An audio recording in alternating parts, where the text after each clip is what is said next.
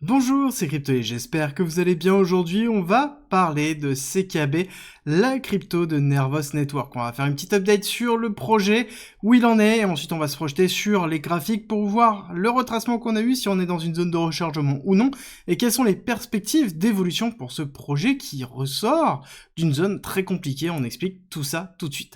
Alors, CKB, il faut comprendre que c'est la crypto de Nervos Network. Nervos Network, c'est une blockchain qui a un principe un peu différent du reste. Le but, c'est de créer une application universelle. Quelque chose où on ne se pose pas la question de est-ce que c'est une blockchain qui est de layer 1, layer 2, layer 3, layer 0, layer X.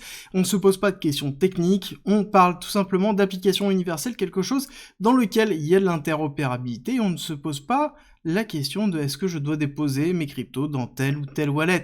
Est-ce que ça passe? Est-ce que je dois bridger? Toutes ces questions-là sont relayées en fait derrière. La communication de Nervos Network s'est tournée réellement autour de la notion de l'interopérabilité, autour de l'utilisation réelle des applications qui sont construites sur Nervos. Et c'est le principe même, et c'est la nouvelle ergonomie du site qu'ils ont proposé actuellement, c'est d'être dans une base commune de langage. CKB, c'est du proof of work, c'est quelque chose que l'on retrouve par exemple dans Bitcoin, dans Ethereum avant qu'il fasse the merge et avant qu'il passe en proof of stake. On est dans une technologie qui se veut être ultra sécurisée, décentralisée et interfacée à absolument tout le reste de l'écosystème blockchain. Ça se fait plus facilement avec les autres blockchains comme Ethereum et autres, mais plus compliqué avec du Bitcoin, avec BTC. Et c'est pour ça qu'il y a quelque chose qui est intéressant et qui est arrivé en ce début d'année, dans lequel nous avons la mise en place d'une architecture modulaire à travers la surcouche qu'ils ont créée sur Nervos Network et qui permet de pouvoir s'interfacer par exemple avec Bitcoin. Ils ont lancé la notion de BTCKB, donc qui est la notion de l'utilisation des cellules de Nervos Network, donc qui sont en fait l'élément technique qui permet de pouvoir construire des applications décentralisées, pour pouvoir s'interfacer directement avec Bitcoin. Et ils ont repris les éléments propres à Bitcoin, qui sont les outils EXO, qui permettent de pouvoir en fait gérer les transactions et les plus petites unités de Bitcoin. Et ils commencent à travailler avec RGB, qui est un groupe de personnes qui travaillent sur l'utilisation de Bitcoin comme étant une couche pour pouvoir construire des applications décentralisées dessus, quelque chose qui est très compliqué à l'heure actuelle sur Bitcoin, mais qui devrait être beaucoup plus simple avec RGB, et justement, CKB participe à RGB à travers les différentes propositions qu'ils ont pu effectuer, et la conceptualisation des modifications que l'on pourrait avoir dans une surcouche de Bitcoin qui pourrait s'interfacer directement avec CKB. D'où l'hypervalorisation, depuis ces derniers mois, de Nervos Network. Alors Nervos Network, ce qui est intéressant, c'est que nous avons une market cap diluée qui est dans les alentours de 1 milliard de dollars. On n'oublie pas qu'on est en proof of work, ça sous-entend qu'on a de l'émission continuelle et qu'on a aussi des halvings qui ont lieu de façon régulière pour diminuer l'émission de nouveaux CKB.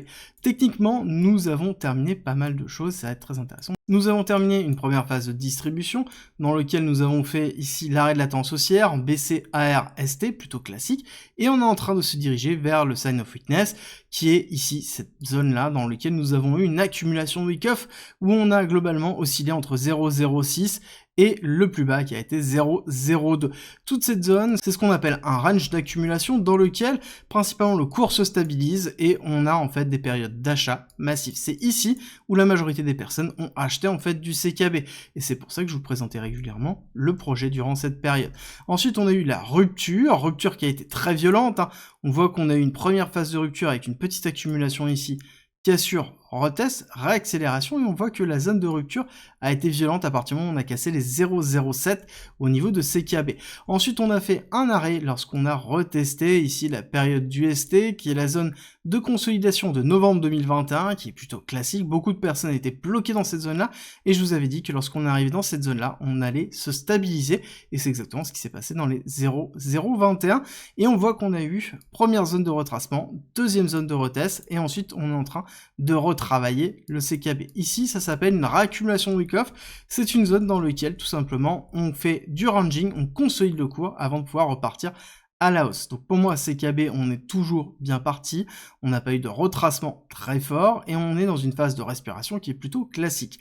Donc pour moi, on est dans une zone de réaccumulation, on est dans une zone dans laquelle il peut être intéressant de renforcer une position, surtout si on arrive à retoucher les 0,015, dans lequel ici on aurait un retest de cette partie-là, qui serait la zone de retest très importante pour pouvoir repartir. Repartir, mais vers où? C'est la grande question. Le plus simple pour y répondre, c'est de se baser sur la market cap diluée, où on est dans les alentours de 1 milliard de dollars. CKB, si on a bien la construction qui est effectuée sur Bitcoin, pourrait justement profiter de l'expansion de Bitcoin, et donc pourrait aller chercher les 10-15 milliards de dollars. Donc on pourra avoir des perspectives encore de x10 par rapport à Nervos. Ça veut dire qu'on irait chercher potentiellement les 20 centimes, les 30 centimes au niveau de Nervos et peut-être même plus haut. Quand on regarde purement technique et qu'on regarde l'extension de Fibonacci, on va se redécaler un petit peu, dans l'expansion, la première expansion que l'on a et le retracement que l'on a eu, on pourra aller chercher déjà de base le 1,618, qui est la target classique, le nombre d'or d'extension de Fibonacci, à 0,07, dans lequel on pourrait déjà avoir une très belle performance au niveau de CKB. Ensuite, on pourra aller chercher les targets beaucoup plus hautes, qui seraient le 4,618, avec justement les 0,2, donc les 20 centimes au niveau de CKB, avec une hyper accélération, avec une grosse vague 3 héliotiste, pour justement après se stabiliser dans ces alentours-là et ensuite retracer. Par contre, ça sous-entend impérativement que CKB doit confirmer le travail qu'il effectue sur Bitcoin pour pouvoir profiter de l'expansion de Bitcoin et de l'arrivée des flux de capitaux sur Bitcoin grâce principalement aux ETF spot de BlackRock et de Fidelity.